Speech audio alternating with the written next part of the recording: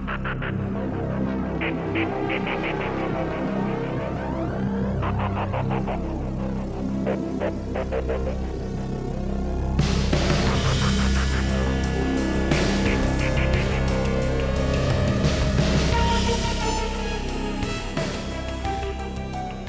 and welcome, everyone, to the latest episode of Elite City. We all just got back from walking through the Forbidden Door. Rick, thoughts? Yeah, that show. First of all, very professional intro. Nice job. Hey, I'm we're getting better. I'm of course ruining it by referencing it. But, Nice. but nice job. Yeah, Forbidden Door, excellent show. I mean, and we'll go into it obviously. This is not the extent of the podcast, but yeah, there's not much negative anyone can really say about that show. It exceeded expectations in my opinion. I agree. It was, as we're going to talk about here in a minute, it was nonstop from beginning to end. Like, we're not even going to cover the buy-in because we don't want to talk for 3.5 hours. Right. Like, at that point. It was great. And the announcing team credit, because they played musical chairs all night, and you would never guessed that pretty much every match had different commentary. It was amazing that they were. Yeah, it was. Yeah, that's a good point. Definite good point. Kevin Kelly, good showing from Kevin Kelly. The rules. Again, we always talk about people that WWE wasted. Kevin Kelly, his mission finally. I was thinking yesterday how great it was that in 2022, Jim Ross and Kevin Kelly are calling a major pay-per-view. Yes. I never would have thought if you told me that 5 years ago, like, oh yeah, there's going to be a major pay-per-view. It won't be WWE, but it's going to be a massive pay-per-view. First of all, I wouldn't believe that. And it's going to be Kevin Kelly and Jim Ross are going to be on the call. And I'm like, okay, sure they are. All right. Along with Taz and Tony Schiavone. Right. like, yeah. What kind of drugs are you on? And can I have some? Because it sounds amazing. I had a moment of thinking of that yesterday. Like, there was 16,000, almost 17,000 people there. Like, again, if you had said 5 years ago there's going to be a show with 17,000 people in North America, and it's going to have nothing to do with it'll be two other companies, I'd be like, what are you talking about? Yeah, and one's Japanese. They're not even two American companies. Yeah, right. It's something that we honestly, not just the Forbidden Door New Japan concept, but like even an event of this size, of this scale, that we couldn't have predicted happening just a few years ago. Like, there was a point in time where everyone, including myself, thought it's WWE and they're the only ones who will ever do a show like this, and it will never. New Japan might be big in Japan, and that's it. Yeah, I couldn't agree more. That's you hit the nail on the head with that. This was almost. I mean, I think Taz said it on like the countdown or whatever. This was legit fantasy wrestling. Yeah. I mean, it was take your pick, because every match is pretty much a dream match. And it was you know, the internet and Eric Bischoff and everyone yells about casual fans every single time AEW does anything. And I understand the validity of that sometimes. This was not a casual fan pay-per-view, and it wasn't trying to be. It was trying to be people who really like AEW, people who really like New Japan, people who really like, you know, this type of wrestling. You're going to really like this show, and they did a good job. Yeah, it was fan service from beginning to end, and you know, thank God Tony Khan exists. Because, I mean, he basically made the world happy last night. I mean, even if you read the tweets from New Japan is elated for the reaction that they were getting. Like, that's awesome. Yeah, I think it was Okada who said he wishes he could be in front of a crowd like that all the time. Yeah. That's another thing. I mean, you can talk about, why do they keep going back to Chicago? They have a lot of big shows, but like, listen to the crowd. That's why they keep going back to Chicago. Yeah, exactly. Like, it makes sense. Like, look how over the company is in Chicago. Like, I'd go back there all the time. If every time I walked into a place I got a reaction like that, I'd go back there as often as I could. And selling out the biggest building in that city in minutes every single time. Like, of course you do that. Yeah. But Well, we're going to jump right into this.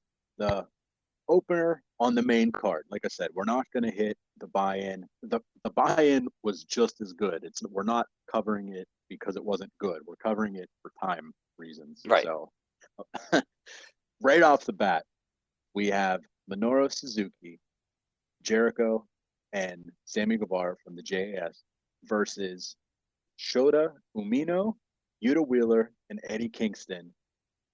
And real quick before we get started, I want to shout out my nephew who watched with me last night, who's I think kind of turned him into a fan. Loves Eddie Kingston. That's awesome. That just shows you the kind of power that Eddie has and connection to people. Like, you could hear the reactions no matter where he goes. I mean, he's beloved. Yeah, and my nephew. I mean, he grew up watching like Punk and everything in WWE, but when he saw Eddie, he knew that he was like, "Oh, this guy's just cool." And I was like, "Yeah, he is. He's real cool. Like he's real." But yeah, the crowd absolutely loves Minoru Suzuki, and it showed. I mean, dude, they sang his song. Yeah, they chanted his name before he even came out of the tunnel. Remember the one time they cut off his song before they got to the part where everyone could sing, and it was like an outrage? Yes. Yes, they learned. They learned. This was I don't want to say it was the most violent match of the night, but it was a tone setter, definitely. I mean, these guys came out, they set the bar, but this was more of a fight than a wrestling match. If you kind of understand that. Yeah, and that's what we expected it to be. Yes, yeah, and now that Sammy is a heel, he's good again. Like, I like him again. Oh yeah, did you hear about the crazy fan that was taking pretty gross pictures of Ty Conti? Thankfully, no. I have not heard about that. Oh well, sounds bad. Oh, it was terrible. Like, from what I've read, they wouldn't even say what they were trying to photograph, but apparently, like, leaning over the rail a whole lot, and apparently AEW security like destroyed him. Yeah. So good. Yeah, good for that. Wheeler Yuta, he took Jericho to Suplex City, huh? Yeah, he's looking like a star these days, Wheeler Yuta. Yeah, definitely. Except when you read the internet, they tell you that we don't know who he is, or we don't. Right. We gotta remember that. Yes. The internet also said no one was going to be in the crowd last night either. So that is true. It never sold out. There was not going to be anyone there. I forgot about that. Tony Khan paid all those. Exactly. they were actors. Yes. The false finishes in this match were remarkable. Like, literally had me on the edge of my seat, and it was the first match of the night. Right. Yeah. No. Great match. The only, and this is a nitpick, but the only not downside, but not great thing. You could kind of tell that Jericho's team was going to win, especially because they said the man advantage and Blood and Guts would go to the winner. The heel always gets the advantage in Blood and Guts / War Games. It wouldn't work otherwise. But correct. I mean, you forgot about that halfway through the match because the match was so good. You're correct.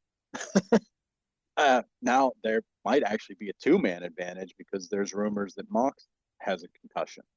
So if that, we'll like, I have a few things that aren't on the outline at the end, but I mean, there might be another person added, or maybe just 2-man advantage. We'll see. Right, we'll see. But as you said, the Jericho Appreciation Society gets the man advantage going into Blood and Guts, which is literally like 48 hours away. Like, it's unbelievable. Just off the top of your head, I'm gonna put you on the spot. Who do you think Jericho picks? No clue.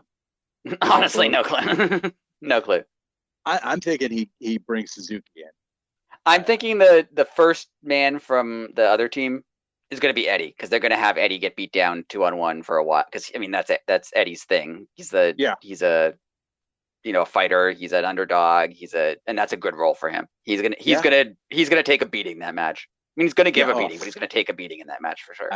Absolutely. It's this match wasn't bloody, but obviously blood and guts is going to be a very bloody match. And then, just casually, the second match of the night is the Ring of Honor and IWGP heavyweight tag 3-way. Like, are so you good. kidding me? Are you kidding me? And that was FTR versus Jeff Cobb, Great O'Khan, and versus Roppongi Vice. I thought we talked about it a little bit last week. AEW is slowly transitioning now into Ring of Honor mode. They had Caprice Coleman, talked about different people calling matches. Caprice Coleman comes out to join commentary, and Bobby Cruz as the ring announcer. Thought that was a nice little touch. Yeah, for sure. What a match. I know we just said that the previous match, but we're going to say that a lot. We're going to say that. Like I said, the first match set the tempo and set the bar, and I think every match set the tempo and set the bar higher every time. Yeah. That's we'll hit this first. Dax, did he really get hurt, or was that part of the match? I don't know. I mean, when it happened, I definitely thought he really got hurt because of how it played out. I agree. But then the comeback. Yeah, then the comeback made me think, I don't know, but I mean, he did go to the back. There's a chance he went to the back and they told him, it can't get any worse, so what are you going to do? Right. It's possible. I don't know if a doctor would do that, if they let him go. I mean, we've seen it in other sports, so it's possible. Yeah. Either way, if it was a work or real, it was perfect. I mean, if this wasn't planned, yes. if it wasn't planned, if it was an actual injury, like it came off perfectly. Yeah, it was a happy accident. If it was a real injury, it was like, first off, if a lot of people I know, and like we're talking about the casual people again, might not have known Jeff Cobb and Great O'Khan, right? But you do now, and much respect to those guys. Oh yeah, I didn't realize last night they recently just won those belts. Yeah, so there was a pretty quick turnaround on losing them. Like, kudos to them understanding what this is all leading up to, right? Which is Bucks and FTR. Oh, it's gonna be so good. And all the belts are going to be on the line. Like, it's going to be so good. Yes, it's going to be so good. But first off, I didn't realize how gigantic Great O'Khan was. Yeah, like, dude's a house. And let's not forget Roppongi Vice. Those dudes held it down in that match like nobody's business. Yeah, for sure, definitely great. I mean, great match all around. I mean, the whole thing. And as we said, Dax was gone. What would you say? Like roughly 10 minutes of the match? Yeah, I'd say about 10 minutes. He comes back down. Of course, the crowd. Pink and black tape. Bananas. Pink and black tape. Of course, had to. Had to stay on brand. That's right. Comes down. FTR retains and becomes the new IWGP Heavyweight Tag Champs. There was a little glitch there, but yes, FTR retained. Yeah, little glitch, but seemed like it might have been a 3 count the other way. But what are you gonna do? Yeah, well, that actually happened a couple times last night. That's my tangent for this match. When there was the false 3 count or the what looked like a 3 count. I definitely thought it was 3. Yeah, I thought so too. The you effed up chant, I hate that chant. I don't like it.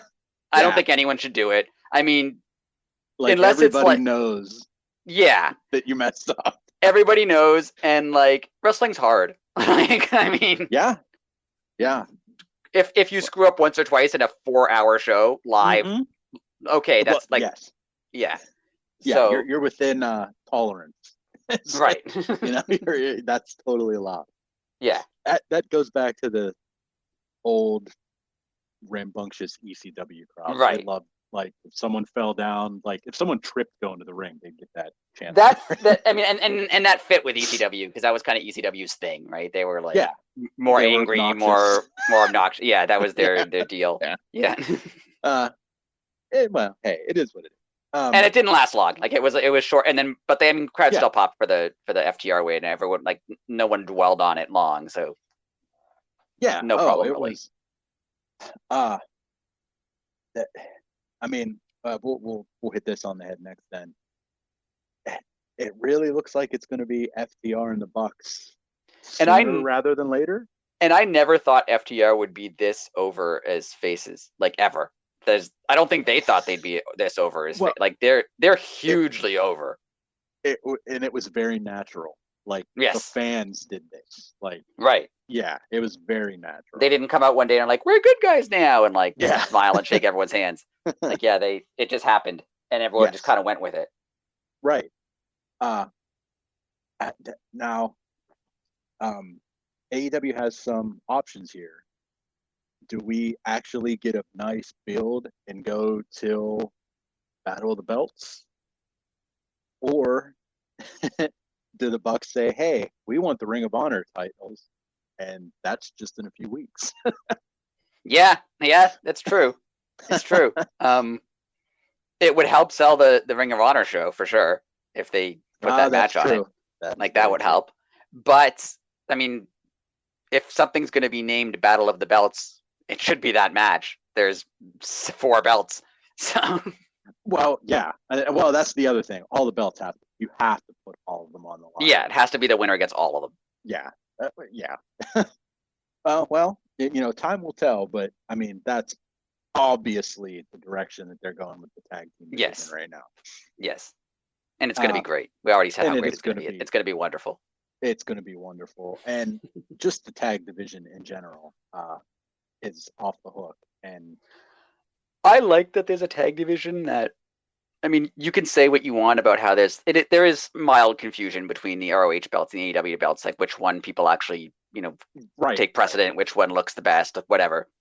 But there's a wrestling company right now that has so many good tag teams that they have 2 sets of belts, and it's and it's good. It's still good. Like it's and their one set of champions has 2 belts from 2 different companies now. Right.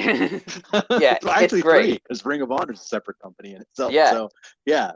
it's great, and it's a great thing for tag team wrestling, which doesn't get what it deserves a lot. And it's one of the reasons FTR left is they wanted respect for the tag division, and there you go. Well, did you read Dax's Dax's tweet about 30 minutes after the show ended last night? No, I did not. It was a picture of him and Cash, and they had the belts, and it said, 3 years ago I was shaving this man's back. Now we're belt collectors. Yeah, but they were also told that they're just professional wrestlers. They're not anything more. Yeah, well, that's what they trained to be. So there you go. They're pretty popular for just professional wrestlers. I know we talk about the other company in a negative light all the time, but imagine just like your house is on fire and be like, whoa, who just sent these stupid firemen here? I requested anything but fire. Like, and I mean, I kind of get the point that like, oh, you have to have more personality, but like, do you? I mean, yeah, not everyone's gimmick is, flamboyant, great talker. Some people, their gimmick is good at wrestling, and they're good at wrestling. So there you go. Like, that's the gimmick. It works. People like it. I don't understand. But hey, that's good for us, because now there's another company that exists where you can be a pro wrestler. Exactly. And moving right along, the All Atlantic Championship final. My God. We had Clark Connors, who replaced Tomohiro Ishii due to I believe they said a knee injury. Yes. So we had Clark Connors versus Malachi Black versus Miro versus Pac. And first note I have down is we're going to cover it first. Clark Connors became a star last night. Oh yeah, the crowd loved him. That crowd over. Yeah, and like his I mean, no one expected Clark Connors to win this match. I thought it would be hilarious and great if he did win the match, but like no one thought he was going to win. Of course, he wasn't even supposed to be in the match. But right. Yeah, the crowd picked up on that, and the crowd really got behind him. It was great. Oh, it was, yeah. When the what were they saying? Like, "Let's go Connors" chant was going, and like that dude was probably holding the emotions in pretty tight. Yeah. Because when he first came out, because I'd never seen him before. When he first came out, I was like, "Oh, it's like bargain basement Hangman." I see who it is. But then by the end, I'm like, "Oh yeah, this guy's great. Nice job." Yeah, and everybody in the arena felt the same way as we did. Like, he slowly pulled them in, turned them, and good for him, because not many people can, within a few days, be like, "Oh, hey, you're wrestling 3 guys that are like elite." Excuse the pun. Nobody's gonna know who the hell you are, and it's for this belt. And it's like it's a pretty hardcore, like harsh. I mean, the last match they just heckled the referee. So yeah. So good luck, bud.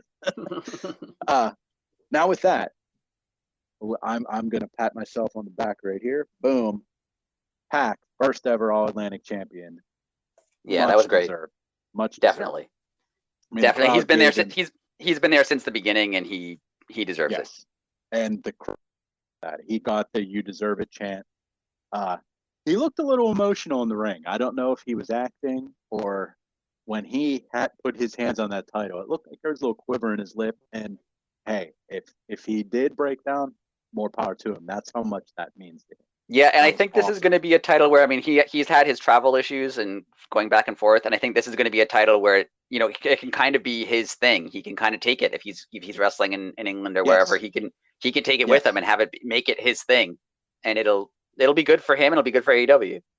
Oh yeah, and like I said a couple weeks ago when we were talking about it, I think that's going to be the point of this title: is whoever has it, it's you're representing. It's going to be like the TV title for not TV. You're representing the company wherever you go, and I think that's a really cool premise. Yeah, I like it. And he's a good person to have that. He's a good person to have that title. He's a good. Yes, I mean, obviously a great wrestler, and it's great. And yeah, he's a guy that. Now I'm going to say this. Now watch, he'll prove me wrong. He keeps his nose clean. He stays out of the bar scene, this, that, and the other. He goes to the arena. He does his job. He goes home. He's pretty boring. He's never eaten a carb. If you look at his abs there, he's never consumed any unnecessary calories. Yeah. So now watch. We'll finish recording this. We'll go on. He had a blood alcohol level of 27 after the pay-per-view last night. Like, he passed out in a donut shop covered in powdered sugar. Yeah, it's like he gained 900 pounds overnight. Now this, I'm gonna got a Rick curveball coming for you. Malachi hits Miro with the Black Mist. Does this mean now that Miro is infected and literally can finally fight God? Yeah, I never thought of it until you mentioned it now. But that makes a lot of sense. I mean, I know.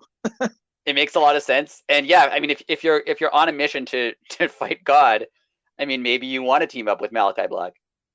Right. I mean, Malachi, he comes out and says what they are, and I mean, it's going to be kind of hard to fight God. Some guys, I mean, you probably need some backup. Well, yeah, there you go. And I mean, Brody King is the person that I'd want on my side if I was going into that into that fight. There you go. But yeah, like that really is an interesting little nuance to that match. That would be cool. That would be a cool thing to see. Yeah. Because I mean, it didn't totally it didn't turn Penta evil, but it made Penta darker. We got Penta Obscuro. Right. Now Julia totally turned her, so I mean, it made Cody leave the company. So that is true. That is true. Cody, he became sports entertainer after. Can you get much darker than signing a contract with Vince McMahon? Especially this time. In 2022. Yeah. I mean, maybe there is something to the Black Mist. But yeah, congrats to Pac. I want to see what Miro does. I want to see where this goes with Miro, because I mean, Buddy Matthews is injured now, right? So maybe they need an extra guy. Oh, well, yeah, that's what I was just going to get at. They really haven't disclosed what it is, even though he was just on Elevation tonight. So that was only recorded last week. So right, it was a perfectly good match. So it didn't look like it was like an appendage, like an arm or a leg. Like maybe he has a mild concussion, or like a workout injury or something, like something. Like muscle strain or something. Right. But like I think it's going to be easier just to mention who's not injured at some point. Yeah. Yeah. Did you see the person? They were on the TV side. They had a sign and it said "Get well soon," and then it was just name after name, and it was all people like with legit nice. injuries in the wrestling industry right now. Nice. It was a great sign. Somehow the only person not injured is Sting. And I mean, that was a great segue because that's where we're headed next. And there we go. What that man did, yeah, exactly. What that man did at the opening of that match, so cool. So cool. Because when they showed him in the rafters, I was thinking, he's not going to come down from the rafters. That's you can't really do that anymore. I'm right there with you. But then, yeah, even better. Now I want to know who played fake Sting. That's legit. Has been on my mind. I really hope that they hired the NWO Sting from like 25 years ago. I want that to be true. That's what I was just going to say. I really hope that it was the fake Sting. And there's no reason for it to be, because he was like way up. Like, no one saw his face. Yeah. It could be anyone, right? Yeah, it could have been like a mannequin. Right. But I love if they would have done that. Oh, yeah. That's exactly where I was going to go. Like, dude needs work. I mean, right. But we had the well, it was supposed to be an 8-man tag, and someone had COVID from Bullet Club, correct? Right. Okay. So we ended up, it was a 6-man, and it was Shingu Tagaki. I apologize if I said that wrong. Darby Allin and Sting versus Bullet Club, and that was the Young Bucks and El Phantasmo, I believe. And I like the Young Bucks getting into the Bullet Club gear with the tassels and the vests, and it was great. Yes. On the new BTE, it showed Matt Jackson in his garage looking for that gear. I thought that was cool. That's cool. Behind the scenes thing that was funny. He was like, I have boxes of this stuff. I don't know where it's at. It was really interesting. Well, we'll start with Sting. You set it up. They had a spotlight shine to the top of the arena, and like you said, like, oh, he's all the way up there, and we all know can't do what happened from years ago anymore. Right. So I was a little confused myself, and then lights go out again. Sting standing on top of the tunnel, the entrance tunnel. Lights come on. Sting just jumps right off. And the fact that they did it where when the lights first came on, you just saw a shadow. Yes. On above the tunnel, and then they panned out a bit, and then you saw Sting was up there. That was so cool. That was so cool. Very, very cool. He's 63 years old. This is amazing. Yeah. And like that, if there's a still picture, I think I sent it to you over Discord, where he had just jumped off, and like Hikuleo is every bit of like 6'7", 6'8", and Sting's like 3 or 4 feet above his head, and he had already jumped. Like he was on his way down. I didn't watch as much WCW as I probably should have. Was he even doing this stuff 20 years ago? I don't think so. I mean, I don't think he was like jumping off things. I don't think he was like jumping off stuff. No. But yeah, Sting, you're awesome. And it's so great that he gets to have this like run where everyone appreciates him and he gets to do cool stuff, and it's great. They're taking care of him. It's not like I mean, yes, I mean, we did just say he jumped off a 20+ foot entrance ramp, but taking care of him as in it wasn't him versus like Darby. There was other people. Sting did his little moments and then rested for minutes on end, honestly. I mean, yeah. It was super cool the way they like, I don't want to say protect him, but the way that they let him, they don't expose him. That's the way I was looking. And I love the. I mean, people will get mad at it, but I love like the Sting no sells of things. Like when it's so good. The Bucks both super kicked him and he just no sold it. That was amazing. Yes. And I just thought of like how angry someone like Jim Cornette would be watching that. Yeah. Oh, I mean, this pay-per-view, like, I mean, thank God he probably couldn't even have watched it. It made him sick. Speaking of the Bucks, I mean, we talked about it last week. I mean, honestly, is this the best like run a tag team has been on maybe ever? Yeah, I mean, the only reason I'm hesitant is because FTR is also there. I mean, it's both of them. Like, I mean, they both like we've already said, that match. Not only will the match itself be good because they're obviously both very good, just the runs that they're both on makes it so much bigger. Yeah, and I just thought of this right now because we learned about it last night.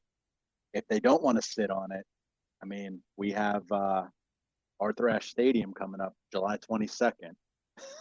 Yeah, no, it's on sale July 20th. It's in October. Okay. Yeah. Okay. So okay. But I mean, they have options. They have several options. They have the ROH show. They have Battle of the Belts. Could they stretch it to All Out? Not likely, but I mean, they could. So man, so they just added that, and that's in October. So we're still like 3 months ahead. There's a lot going on. Yeah, because we have ROH in July. August is Battle of the Belts. Yep. September, All In. Now October is, I can't remember what it's called now. Grand Slam, end of September. So basically end of September, I think. But yeah, basically October. So. Well, yeah. So we're still 4 months ahead. Tony Khan, come on. We used to have 4 major events a year. I know. I mean, I'm not complaining. I know. Good times. Yeah. And then at the end of this match, we had Tagaki, Darby, and Sting with the win. And as we hit, Sting getting this final run, however long it lasts. Like, I'm just appreciative that it's happening because he deserves it. I mean, Sting, and like it could have been it, and it would be great. Yeah. Oh yeah. I mean, I'm not saying it would be. I'm not saying there's any indication that was it. But if that was it, that was great. Yes, totally. I mean, he's getting the respect from the company, which, lack thereof. I mean, he is in the Hall of Fame, but the way he was treated, it was the pettiness of, oh, well, you worked at the other company, so we're going to bury you here. Yeah. That's just the old way. Right. Especially because I'm not going to drag this out, but especially because he worked for WCW like 20 years ago. Right. And it's not even like he worked for them. It's not even like he worked for them recently and they were like making him pay his dues. Like, he worked there a long time ago. Right. And the thing, like, you would think like they would appreciate his loyalty to that company. He was literally there until the last show. Right. And then just decided to sit home and make millions of dollars because his contract was guaranteed. Who wouldn't have done that? Like, oh, do I want to go to work for 300 days a year and make less money, or sit at home and do absolutely nothing and make more money? I'm going to do that. Yes. But anyway, we had the women's title match next.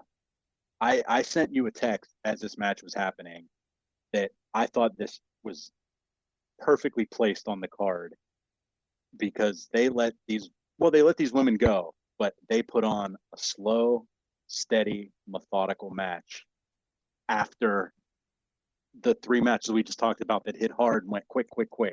Right. And that's kind of the second time Rosa's done that. I mean, her match against Serena Deeb was similar. Yes, it was. It was a slower, more technical thing. And I can get that it's a different pace than the rest of the show, but it works. Yes. And the crowd like, they didn't lose the crowd by doing it. The crowd transitioned from, oh, okay, it's gonna be a technical wrestling match. Right. Okay. If there's reversal, we'll cheer for that. They don't have to jump off the entrance ramp. Right.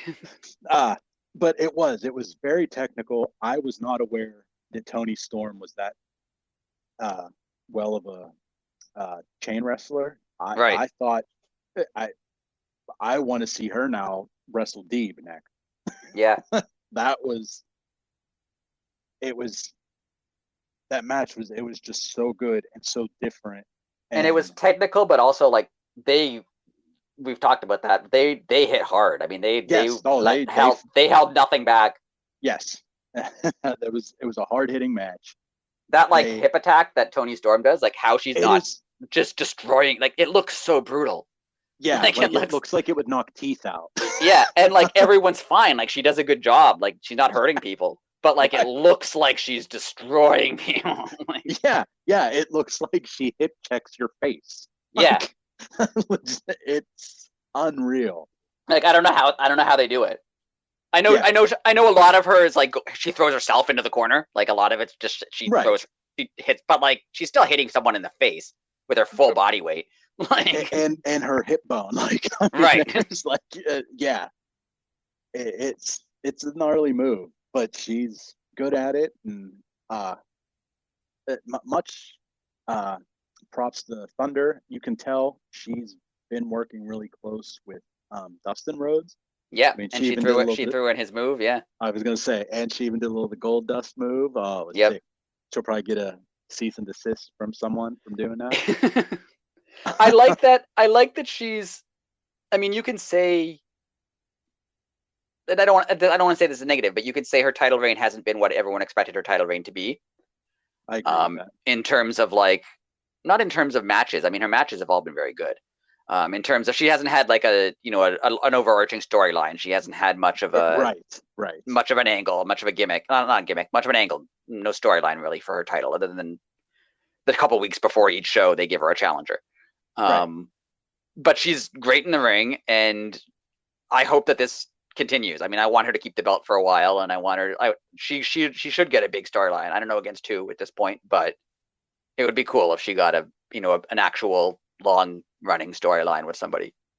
I agree, and the person that I want to see that with, and I know they just wrestled, but I want to see her and Marina Shafir go again. Yeah, that was a good match. I mean, people complained about it, but it was good. I like Marina Shafir. Oh, have you watched her Unrestricted yet? A little bit of it. I haven't watched all of it. That girl went through some stuff in life. How she came out on the other end blows my mind. Now, me and you talked about this match being the dark horse for match of the night before this match happened. But Will Ospreay, but before I forgot, let me back up here. Thunder Rosa retained her title. She won, and she won clean. That was a big. No, there was no shenanigans either way. And now we can go back to Team Tony Rosa. And we can go back to Team Tony Rosa, and we'll see what the future holds for both of them. Right. Now, moving forward to where I was, Will Ospreay versus Orange Cassidy. We talked about this being the dark horse for match of the night. It is my match of the night. Yeah, mine too. Great back and forth from beginning to end. And I put it in the notes. As much of a character as Orange Cassidy is, Will Ospreay is he's a better character. The giving him the abdominal stretch and putting his hand in Orange's pocket and then pulling out the middle finger. Yeah. I legit chuckled.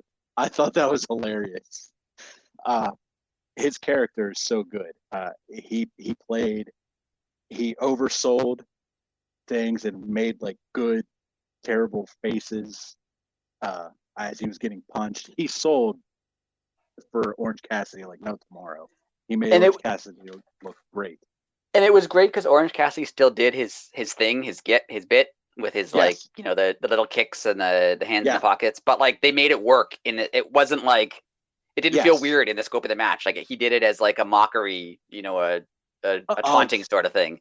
Yes, yeah. And then when he went and did Will Ospreay's pose and it gave him the thumbs up, and they just stared at each other for it was way too long of a stare, but it made it better.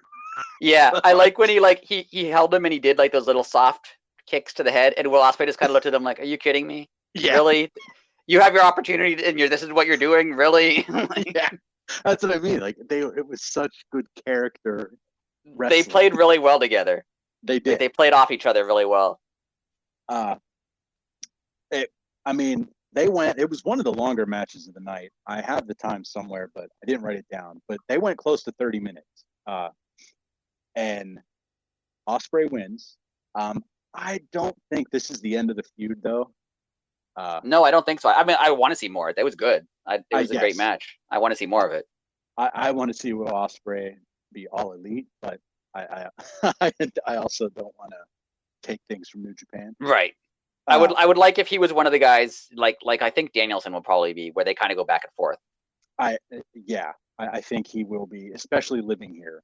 Like we talked about last week, Jay Whiteley lives here too, so it would be super easy as long as they're not on a week or month tour over there to like, hey, just show up, do a run in tonight, and you could literally fly them in under the radar, and like you could do a lot of cool things with these New Japan people that live in the States. Yeah, and I think based on this match and based on the four-way match later, it doesn't seem like this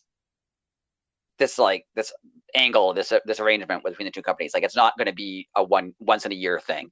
I don't think. Agree. I mean, they're going to have a Forbidden Door show where it's like a big thing once a year. Right. But I feel like there will, now that things are opening up more and they have more opportunities to travel and do. I think they're going to do a lot of back and forth between the two. I agree, and especially starting with the Will Ospreay Orange Cassidy match. Every match after it, I don't think anything is over. Right. I agree. Yeah, I agree. Now Ospreay gets the win, and then the surprise of the night. I totally didn't expect this. Shibata shows up and attacks Ospreay and United Empire. I got chills just saying that. I never thought I would see this man other than like on YouTube, let alone live in America on a pay-per-view. Oh, it was so cool. The best part was, for me, I didn't know who he was. But when he came, just not knowing who he was, just the reaction and what he did and how he acts and I can immediately tell that he's a big deal and that it looked cool. He looks like a badass. Like it worked perfectly. And that for someone who doesn't know very much about most of the guys in New Japan, it still came off well. It still looked good. It still meant something, even though I didn't know. I'd heard his name before, but I knew nothing about him. And we're going to go back to my nephew.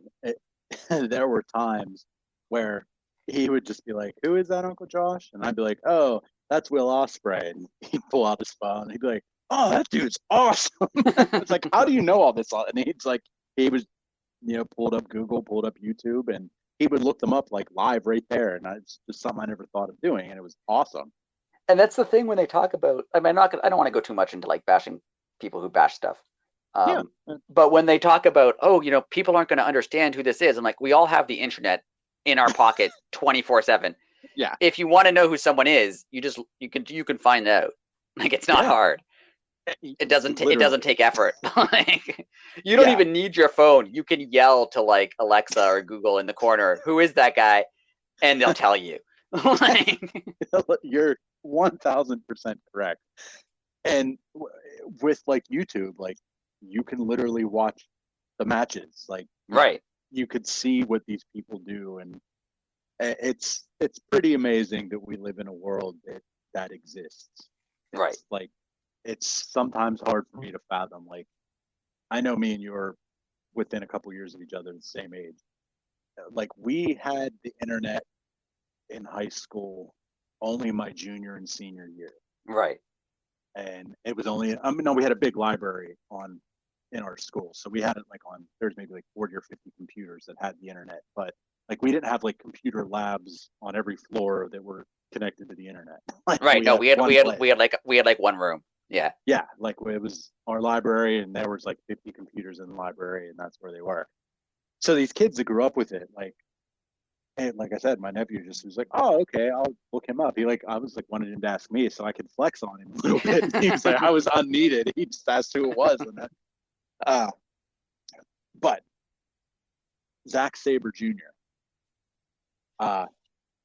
talk about someone I didn't know much about other than his name. I knew Right. his name. I knew he was a big deal. I mean, I knew he had good matches. I think I seen like 1 or 2 matches from him. But well, that's what I was gonna say. Like before the show started, I googled some highlights, YouTube some highlights, excuse me, and I was like, oh, this is gonna be amazing. Yeah. And especially if the rumor is true on who he was facing, and the rumor is true, and we have Claudio Castagnoli is officially All Elite, and what a reaction, huh? I mean, some people were saying it was a botch, but when his music first started, they showed the crowd and not him. Right. I liked that because no one knew his music, so it didn't matter. Yeah. Right. Like no one knew what to expect from his theme. But like the fact that they showed the crowd and everyone going nuts, and then you're thinking, oh, it must be him because everyone's so excited. Right. But you're still like partially thinking it might not be, and then yeah, it is. It was cool. Oh. And was it me, or did he look like 5 inches taller? Yeah, I don't know. He did. Yeah. Like, he looked like way taller than I remember him. I mean, maybe the knock on him would be knock on AEW would be guys in AEW are shorter, so he looks taller compared to them. But I don't know. But, I mean, he looked good. Like he looked very. I mean, yeah. And how cool is it that AEW, that Tony Khan can go, oh man, Bryan Danielson's out, one of the best wrestlers in the world. It can't wrestle at one of my biggest shows. Oh, let's just call him. And they just got in Claudio. Like he could just be like, I'm gonna bring him in instead. Did you hear the press conference from Tony Khan talking about that? No, I planned on watching that after we were done. He was talking about it, about Claudio, bringing in Claudio, and he called him, a couple months ago. And his initial thinking was, oh, you'll be great for ROH. We'll have you show up for ROH and it'll be great. And then Danielson said he was injured, and Danielson was like upset, being like, oh, I can't wrestle at this event. I'm, not only do I want to, but I'm letting everyone down, whatever. And Tony Khan's like, don't worry, we'll get someone to replace you. And Bryan Danielson says, oh, could you get Claudio? He's free. And Tony Khan goes, yeah, I already hired him. So sure, of course. That's amazing. Oh, dude, that rules. And he wasn't planning on telling anybody because he was going to make it a surprise for an ROH show. But he's like, maybe we'll do it here instead. And yeah, let's do it. I personally, that was the best technical wrestling match I've ever seen in my life. Really good, yeah. And you could tell how happy Claudio was to have that match, because I think he's kind of always wanted, for years, to have that, like a match like that on a big stage, and he got to, and it was great. And he proved that he deserved it. And he knocked the ball. Well, they both did. Zack Sabre Jr. too. I mean, dude. Some of the counters he has are things I've never even imagined. Like there were things that he was like ways to get into things that, like, I understand it's not MMA and the guy's not fighting against you. You're working together. Right. But yeah. He countered a sharpshooter into like a heel. Like that was great. Yeah, that's what I was just like. There's not even a counter for that. And then to think about it, all those years, like, why wouldn't they go on the bottom, just roll over? Like, right. It's very simple. Like Bret Hart's at home going like, someone finally figured it out. Yeah, he was probably happy. He's like, it took all the 35 years. Well, the crowd loved Claudio. I mean, he was over from the beginning, and like we said, he loved them. Like he on his way out, he like talked to the camera about how happy he was. Like it was great. And when he stood next to the cameraman who was dressed all in black with the black face mask on, who everyone thought might have been him. Yeah, that was great. But after seeing this match, Claudio wins. I can't remember, did he submit him or did he pin him? Pin him. I can't remember. He pinned him. But after seeing that match, like I said, these next matches, I don't think anything's over. We need Zack Sabre Jr. versus Bryan Danielson now. Yeah, however they manage they do it in any way. Like they could have it on a show in Japan at 2 a.m, and I want to watch it. Yeah. Yeah. I totally agree. It could be anywhere. It could be on the Jericho cruise. I'll buy a ticket to go on the damn cruise. Like, I mean, yeah. I need to see this match now, because if they could pull that off on a whim, imagine what Zack Sabre and Danielson can do if they had time to sit down and map it out. Like, Yeah. unreal. And then moving right along, we have the IWGP World Heavyweight Title match, 4-way match. We have Jay White and Okada from New Japan, and Hangman and Adam Cole from AEW. Two, a good guy and a bad guy from each company, per se. Again, what a match. Unfortunately, this one, I'm going to give Jay White credit here. I think Jay White made the call in the ring when Cole was concussed, because that ending was a little weird, and he had a little talk with Rick Knox right before the 3 count, if you noticed. I went back and watched it. Oh, okay. Yeah, I didn't notice that, but that makes sense. Yeah, so like, it's because he was out like on the apron. So I don't know if he was like talking to Cole, and all of a sudden he jumps under the ropes and he says something to Rick Knox, and it 1, 2, 3, and then like everyone kind of, if you look in the background, everyone kind of stops, and then It was like, definitely an odd finish, Yeah. but I mean, given the situation, it's understandable. So yeah, I don't know if like Jay White was talking to Cole and realized like, oh, okay, this guy's in left field. He doesn't even know where the heck he's at. And he jumped in and just covered him. Like, something happened there. If you go back and watch it, Jay White might have, I don't want to say Adam Cole was in danger, but he knew enough to just get him to the back. Right. But anyways, we had at the beginning of the match, Jay White and Adam Cole and Hangman and Okada kind of teamed up. And that didn't last too long because Cole turned on White about 5 minutes later. Yeah, which everyone knew was coming, but it was still great when it happened. It was still a cool moment when it happened. And I think everybody learned, if you didn't know before, Okada, very special human in this ring. My God, what a performer! And like he's another guy that you want to see more of. Like, I want to see him do be another big matches with it. The best part about this show was that, like, when he said nothing's over, like, there's a lot of guys from New Japan who, like, now I want to see them do other stuff with other guys from AEW. Like, there's so many matches I want to see. Oh yeah, like I yeah. I mean, as good as Jay White is, and I would love to see another singles match with Jay White, I need like Okada and Moxley,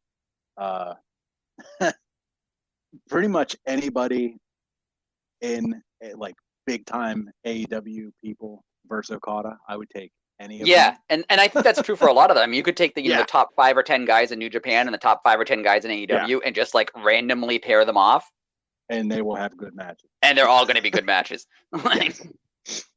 Now I have in the notes that Jay White retains and he kind of stole the win, but I don't think he stole it after rewatching it. Like I said, I think he kind of it has been reported that Adam Cole definitely suffered a concussion in the ring. And I think the ending probably was for Adam Cole to be pinned by Jay White. It makes sense storyline wise, and I mean, you don't want Okada to lose and you don't want Hangman to lose, so it makes sense. So I can see why he called the audible, being like, "Oh, we're not going to let this go on any longer because the finish is me pinning Adam Cole anyway, so just do it now." Yeah, and like I said, I don't know if like Cole was in the ring, like laying on his back, like trying to call like the next move, and Jay White was like, But he kind of like, from I only watched it the one time, but he kind of just fell and just was like down, and it wasn't selling. Like, he was like just down. And right after that happens, Jay White's like on his knees, and he kind of like makes eye contact with Rick Knox, but like he doesn't wave him over or anything. And then he just jumps under the rope, and Knox goes down for 1, 2, 3, and then Jay White actually like says something to him, and you can't make out what he says. Like, I even tried to like turn my sound bar up real loud to see if I caught it, but you can't see what and then the doctors came in, so I mean, he might even told them, "Hey, tell them in the back we need a doctor out here." And then like the undisputed, like the Bucks came out, and it was something. But that little hiccup at the end, and it turns out wasn't really a hiccup, and it just shows you the professionalism like Jay White didn't have to do that. Yeah, it was a good call, and I Yes. get it. I mean, and Totally. it made a lot. It didn't. I mean, it wasn't the ending that anyone predicted or anyone expected from that match. Like watching it in live, I was like, that was the ending. That's a little strange. Now that it happened, I know it. Yeah. But it does kind of fit the story they were trying to tell, where like Jay White's sneaky and he took advantage of the situation. Like it does fit. It does work. Yeah. So. Again, another happy little accident. Right. Like, and again, shows the professionalism. Jay White saved his friend, but also still played the heel. Right. I mean, and finally, we have the main event of main events, and they swerved us because we got it way wrong. Right. Yeah, I definitely predicted otherwise, but yeah. Yes, for the interim AEW title, you finally have Mox versus Tanahashi. Just right off the bat, just like every other match, they brought it. But boy, those chops and punches, the early stages of the match, looked a little stiff to me. Looked like there was and it's what we expected. I mean, it's what I expected. I thought it would be. But yeah, definitely. I don't know. I mean, obviously, no one's naive enough to think any of this is real. but like some of the moves don't look like they hurt, and then there's this match where like it looks like it hurts. Like I'm sure they're actually hitting each other. Like it hurts. Early on in Mox's book, he makes the point to say, like, if you think you felt it when you're watching on TV, times that by like 20, and that's how it feels for me in the ring. Right. So, yeah, great match. And I did find out a little more. I wrote in the notes something happened in the crowd. Did you read about this? No. Again, you add alcohol to males, and idiocy happens. Right. Two guys, I either fought each other or jumped somebody else, and they got a lifetime ban from AEW. Nice. They're good job. Yeah, imagine that. Like, hey, dude, you want to go to wrestling? Oh, I can't. I'm banned. I'm banned from going to wrestling shows now. Yeah. Yeah. Like, come on, dude, get over yourself. And it's not like they don't come to Chicago often. So like, there's a lot of shows you can't go to now. Right. Yeah. Have fun watching at home. But like the videos on Twitter, like you really can't see the fight. You could see them escorting the one guy out, and he either got beat up so bad he was concussed, or he was that drunk. Dude couldn't even walk up the steps. Like, right. I was just like watching it, like, dude, you're like 40 years old. Right. How do you plan on getting home? Because you ain't driving a car. Well, you're probably getting arrested now. Like, right. Yeah, have fun telling work on Monday why you're not going to. Oh, I went to a wrestling show, got drunk, beat up, and a lifetime ban. Right. Yeah. Anyways, for which was a surprise to me. I did not expect Tanahashi to go through anything, let alone a table. Right. Yeah. I mean, they call him the Japanese Bret Hart. Right. You know that how much this meant to him, and even though that's not a very Japanese thing, he knew where he was. Right. And that's a very American thing to go through tables. And it's for him to take that, it's a very John Moxley thing. And for who he was wrestling too, it fits the moniker. And that was much props to Tanahashi. That was super cool that he did that. Now I didn't see this. Did Mox really get busted open, or was that a inside job that he did himself? I feel like he must have bladed himself, because I didn't see him get hit in the head anywhere that hard. Same here, but I also didn't see him on the ground cutting himself. Yeah, maybe he's just really good at it. I don't know. That's true. That is true. It seemed weird. It seemed like an odd blood spot. Like that made me think that it was real, because normally when someone bleeds, it's because they get like thrown into the steps or like a chair to the face or like, yeah. Well, somewhere Cody Rhodes looked at the TV and smiled when He's like, okay, it's an official pay-per-view now. Unnecessary bleeding. There you go. Yeah, it took long enough, but okay, Yeah. last match. Okay, it's official. It counts. Yeah. And again, going back to this, a very Japanese thing. Tanahashi kicking out at 1 late in a match. I thought that was cool because no one expected that. Yeah, yes. I like that. It's like we talked about it during the show. Like there was like a Japanese no sell pretty much every match. Right. Like that's that's how they show in their shows. Like that's how you show your strength. Right. So if you didn't understand that, or if you didn't know that that was a thing, like you would probably been very confused. Like, wait a minute, that guy was getting the heck beat out of him, and then he gets punched. And there was also a lot of the I'm gonna put my hands down, hit me, come on, hit me. That's a very Japanese type thing. Like, okay, take your shot, go ahead. Yeah, there was a lot of those.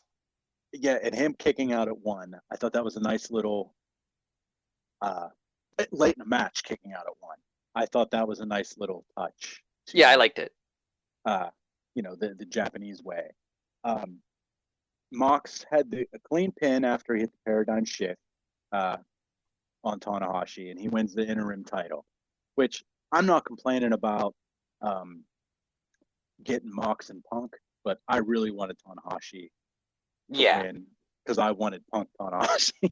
Yeah. And like you said last week, him taking the title to Japan, that would have been huge. Yeah. But I mean, it obviously makes sense why Moxley has it. Absolutely. He's a huge star. He's a big guy. I mean, everyone likes him. He's a great wrestler. He's going to do a great job with it. And because he's already been AEW champion, I feel like anyone else, like Wardlow said, I don't want my first title to be like an interim title. Right. You don't want the asterisk. So it makes sense that, I mean, John Moxley's already been AEW champion. So it's not like if Punk comes back and beats him and he loses the title and therefore it doesn't actually count as a title win, it doesn't really matter. Right. You're not taking, he already was champion. You're not taking away his one title reign. Right. And I mean, I was thinking of this last night after the show. This might actually mean that Punk's going to be out for a minute as opposed to like a short-term injury. Right. For the sole fact that this title is going to be on TV every week. Like Tanahashi, if we don't see Tanahashi until September, say, that would be AEW wouldn't have a title on television for 3.5 months. Right. So, yeah. If Punk was going to be back in a month, it's more likely to give it to Tanahashi. Yeah. So I thought we would at least see Punk on the stage at the end of the show too. I was really surprised. I mean, considering it was like in Chicago, house. Yeah. I mean, apparently the reason Tony Khan said they didn't do it is because they didn't want to tease a match that may not happen. Which makes me think Punk might be out for a while and Mox is going to lose the interim title to somebody else. Oh, so okay, well, that makes sense. See, I got to watch the media scrum. I didn't do my homework. Apologize. Yeah. But I mean, that's just guessing. But that does make sense. So and that goes, to what I just said too. Like maybe Punk is, we might not see Punk until late fall now.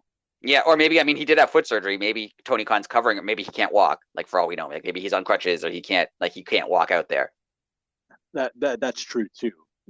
Tony Khan could be covering for him when he's in a wheelchair, right? He might not be able to walk. So right. That's true. Good call. All in all, I gave the show a 10 out of 10. Because I couldn't find any significant weak points to it. I mean, what people would I heard some people complaining that there was the brawl at the end, the JAS brawl that happened at the end. That was perfect. I thought it was great. Yeah. And that's what happens when AEW has more frequent shows. I mean, when you had a pay-per-view every 4 months, they don't really continue into each other like that, right? I mean, every ending is final. It's finality to the end of the storyline.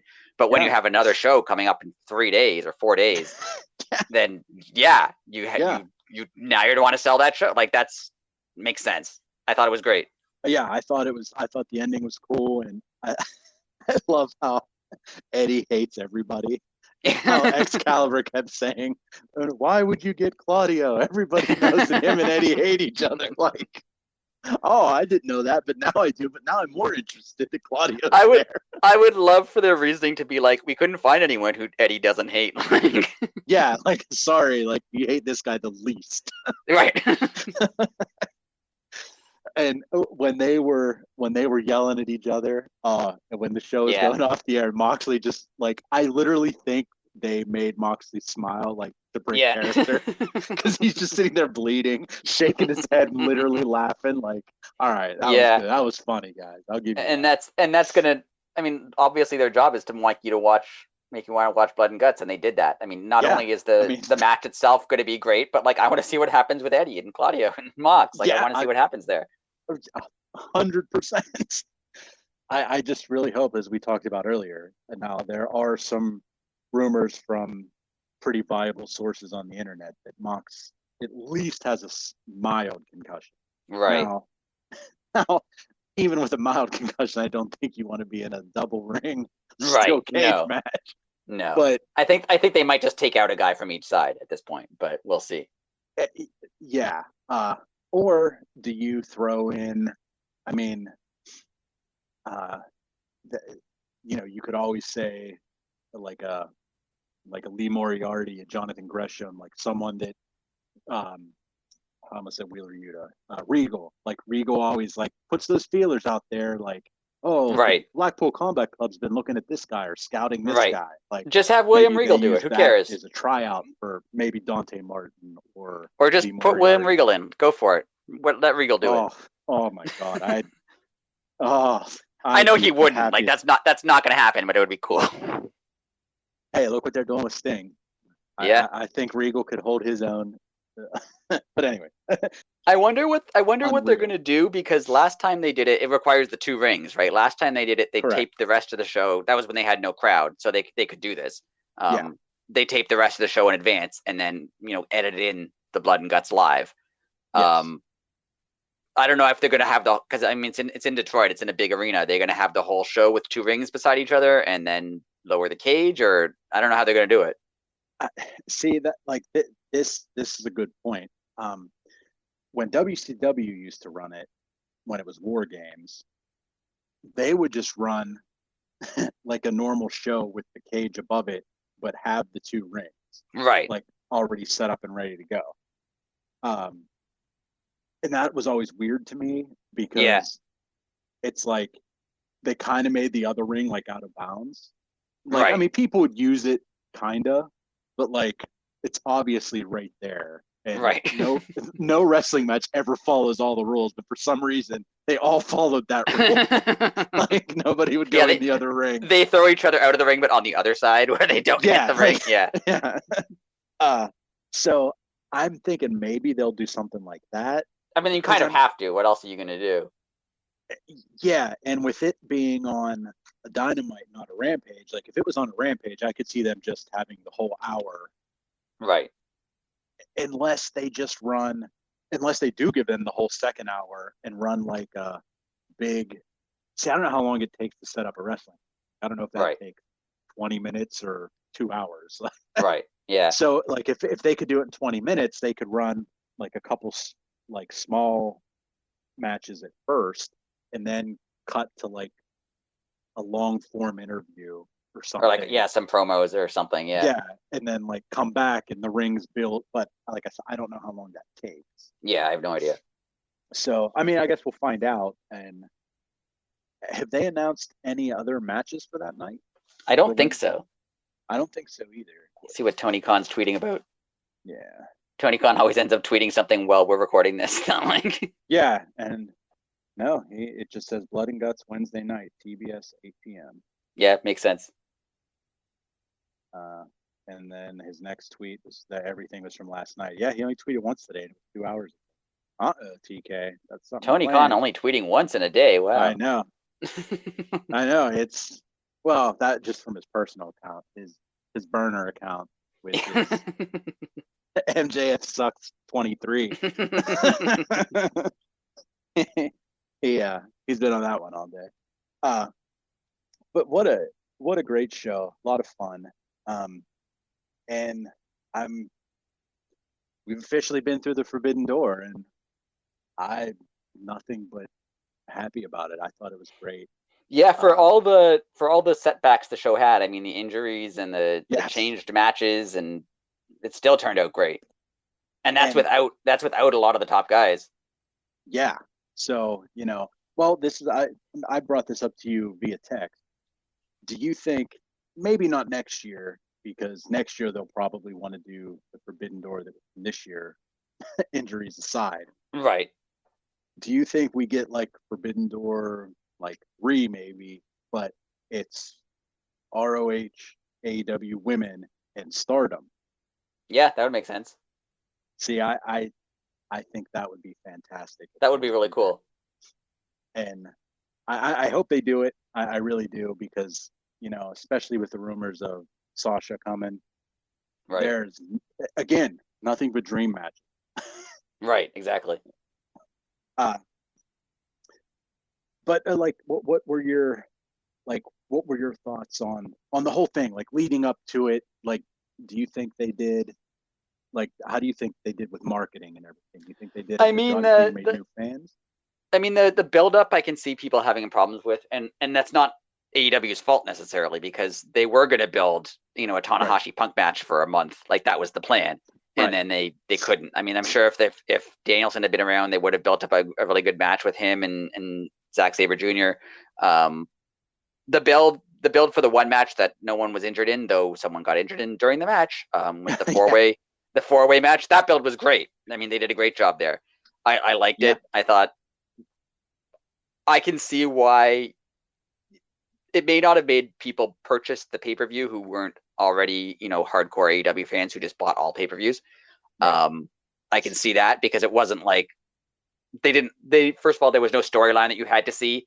And like the main event match, Mox and Tanahashi, like if you're a diehard AEW fan, you want to see that. But if you're an occasional viewer, like you may not care that much about that match. Right.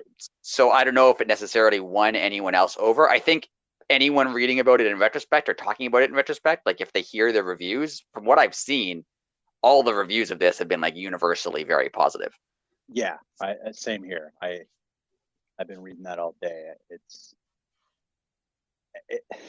Tony Khan like we always say, he is a fan and he books as a fan. Right. Like he books things that he wants to see. I mean, I guess that the only negative that I can see to this is he kind of lets the wrestlers do what they want, from what we can tell. Mm-hmm. And is that why there's so many injuries? Because he's letting them do what they want and they're crazy. Well, yeah, but is what's the Gorilla Monsoon always used to say? It's not ballet. Right. I mean, these guys and girls know what they're getting into. Now, do you need a 63-year-old man jumping off the entrance tunnel? No, but are you going to tell Sting what to do? Like, right. I mean, it's a double-edged sword. And I do seem to like, I mean, not even because of all the injuries. I mean, AEW, we know, has a giant roster. And even, I mean, it helped them this time because they had, a bunch of guys out and could still put on a great show. Right. But it does seem like they do give people a lot more time off than most wrestling companies. People kind of drop out for a month or two at a time and then come back. Like someone like, not the main guys. I mean, Punk, when he's not injured, is on all the time. Right. But like, Malachi Black or Keith Lee, or like, they're not on every single week. They probably have a couple weeks where they just do nothing, like they're just at home. And if they want to do indie dates or something, they're allowed to. But I mean, a lot of guys probably just want to sit at home and take that week or two off, and they have that opportunity where they wouldn't in some other places. Right. And that was always the knock, working, 300 days a year. Like, if you have something as simple as like a sprained ankle, well, it's never going to heal. And then when it does heal, it's going to be healed wrong, and you're probably going to need surgery. And like the bumps and bruises that AEW lets the guys and girls heal, I think is a testament to the medical staff and Tony Khan. And it's good because I can see a lot of the reasons most wrestlers wouldn't have taken time off in the past, or probably still today, is they're worried about, if they're not on TV for 3 weeks, is everyone going to forget about them? And it's not that the management or the bookers are telling them you have to be on TV every week. Like they want to be on TV every week because they don't want to be forgotten about.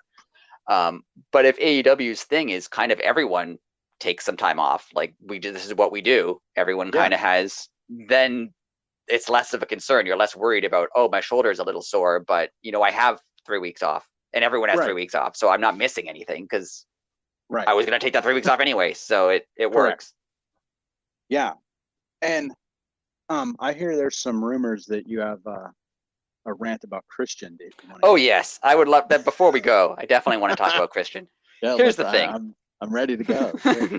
Christian is the best heel in AEW, possibly all of wrestling right now. I agree.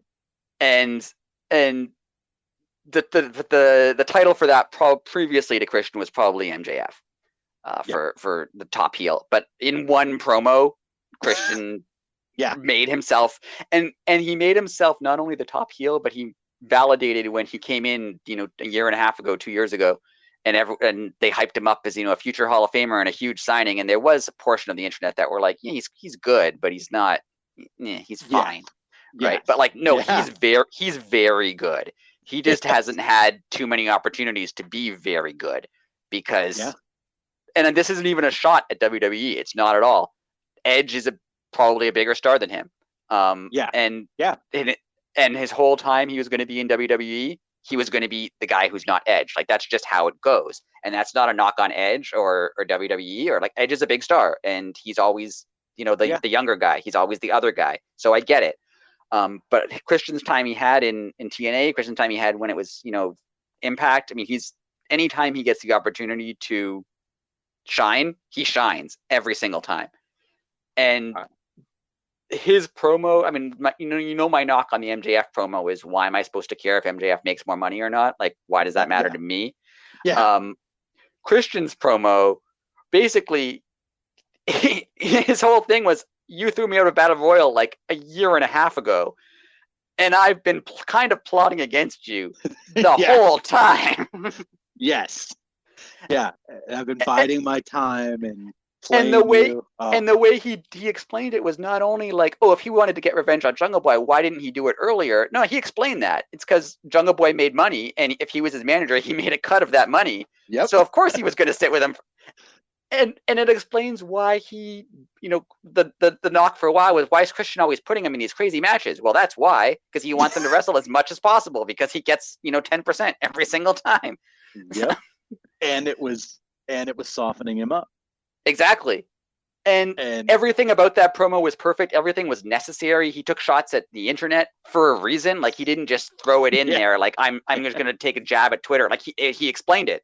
After the match, when he got eliminated, he went online to see what people were saying, and everyone seemed to really like this Jungle Boy guy, so he was going to take that and turn that to his advantage. And even the line everyone's going to remember was the father, your father's dead line. And I know, like, it's it's shocking. It's there for it to be shocking. That's why you said it.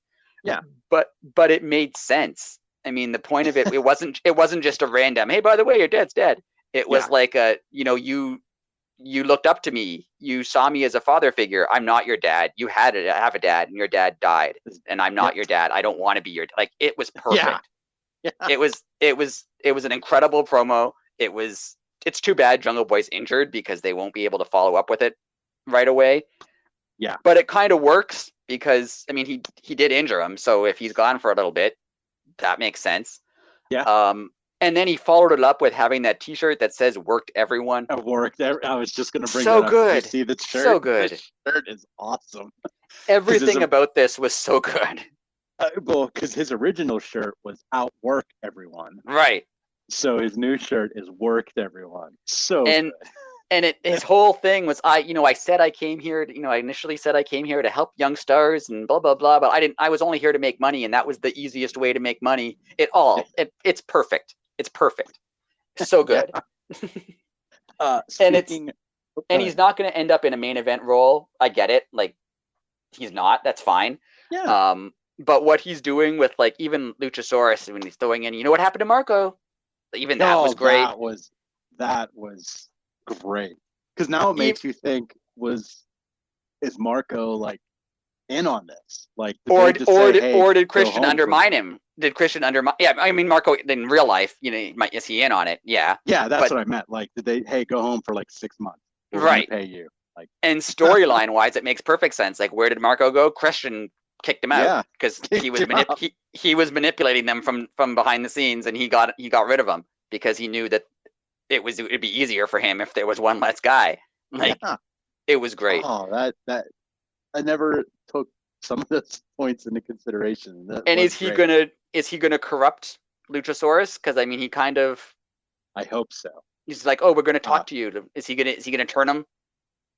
I hope so because, like, I mean, it's weird how you can watch like Luchasaurus on like the AEW Games YouTube channel and like find out he's a scholar and he loves to play chess and all this, but like he doesn't talk because he's a Right. dinosaur on television. Right. But Right. he's like on the game channel with his mask on it. Like, it fits his character because since he doesn't talk, if he is leaving Jungle Boy, he would need Christian. Right.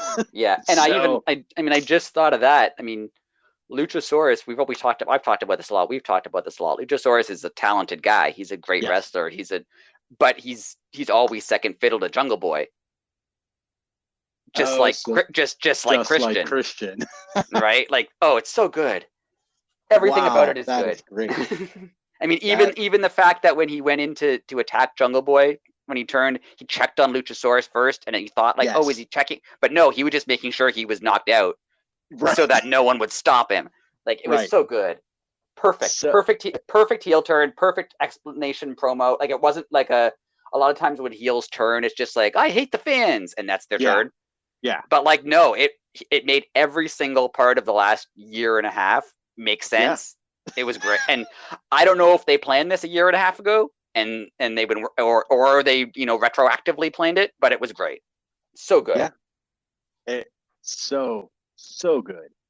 I love Christian. I've always loved Christian. I've loved Christian since like he left, since, the initial Edge and Christian breakup when he had the opera masks and the pyro falling down. That was cool. I've always thought Christian was great. I forgot about that. So this is really cool. Yeah. That he gets to do something like this. And like he's doing it, and you know what I mean? Like, it's not they're telling you. Right. He has the free reign, and it's and he's not only putting himself over, he's putting over the guys he's with. I mean, you can say his in character, he doesn't want to elevate young talent, but he is. Yeah. I mean, by working with Jungle Boy, by working with Luchasaurus, like, he's elevating them. He's doing. That was my other, like, my problem with the MJF thing is, he just put over Wardlow, which was great. He should have put over Wardlow. He did a great job. But then the next night, he kind of just no-sold Wardlow, like, it just like talked about himself, which it makes sense as MJF. Of course, he's only going to talk about himself. He's full of himself.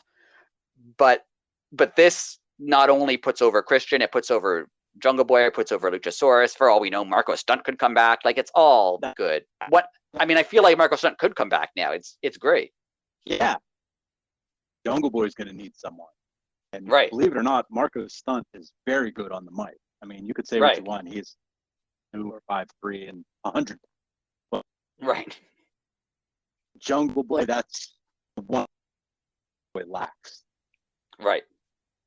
And if they would bring Marco back in as a mouthpiece, I have no.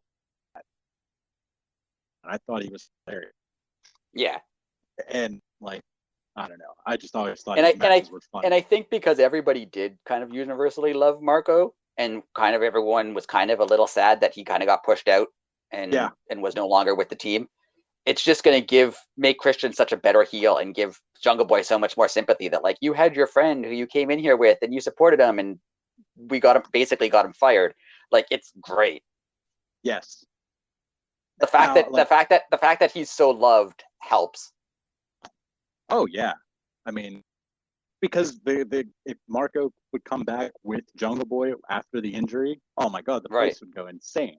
Yeah, for sure. And just having Marco call Christian out, like, everybody knows that Marco grew up as a attitude wrestling fan, Right. and that's why he wanted to be a wrestler. And like he could just be like looking into his chest because he's so much shorter than him, and being like, "I remember when I loved you and you let me down." You Yeah, it could go piece so of many crap. places. Yeah, It could go so. This is going to be good. Now, just we don't really hit on rumors around here because I mean everybody can get their internet rumors elsewhere. But something interesting happened today with the Dark Order, and I sent it to you. We had somebody figured out on the Wikipedia page. They found everybody's number for the Dark Order that was given to them when Brody Lee was there. Like Right. obviously, Evil Uno was 1 and Stu was 2. Blah blah blah blah blah. Right. Up to 99 was Anna Jay. Now, Right. for some reason, he skipped number 6. Nobody knows why, but Bray Wyatt changed his Instagram, Twitter, changed his social media now to Wyatt Space 6. And I think I've heard he trademarked it as well. Oh, interesting. I did Yeah. not hear that part. Yeah. Do you think that's a Dark Order thing, or do you think that's? I don't know. I mean, I have two minds here. One, that would be really cool if that's what it was, because it would fit in really well. It'd be really cool. Part of me though thinks that like Bray Wyatt understands the internet and knows that everyone's going to be thinking this. Yes. So he's gonna maybe he's selling an energy drink and he's gonna use he's gonna use this hype to like market that. So I don't know. I'm not sure. What do you think?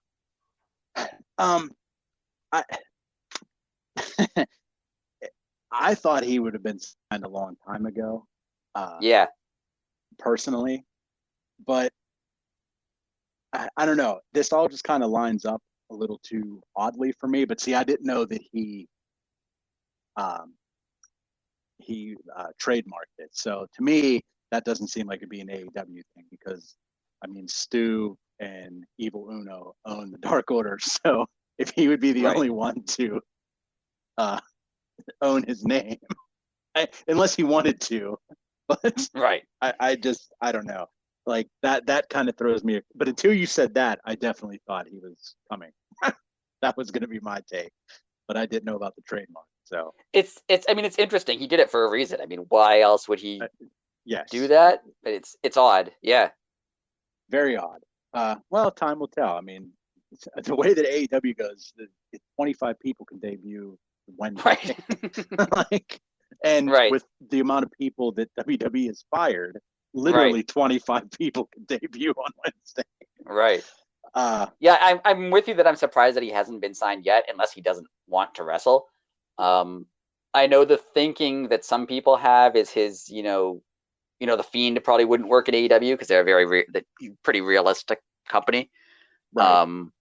But Bray Wyatt's original WWE character, with like the backwoods, cult leader kind of guy, that would work. Something like that would work. Oh, I mean, he would basically be kind of like a Malachi. That's kind of what Malachi Black is. But if you did it more on the cult side, that would be very interesting. And that's what I mean. Dark Order was originally, they were more of a cult. They've become like join the Dark Order, drink the Kool-Aid. They've become like lovable, friendly guys who everyone loves, but that's not what they were. What if he's the new leader of the Dark Order? Takes over. Him and Brody Lee were friends. Yeah, Brody Lee gave everybody numbers. And it makes sense because I mean they've said they don't want to make anyone else the leader of the Dark Order since Brody Lee, and I understand that. Agreed. But I mean, he was his close friend, so if you're going to make anyone else, it makes sense. Oh, let's go. Let's go. There's always so much going on. There's always so much going on.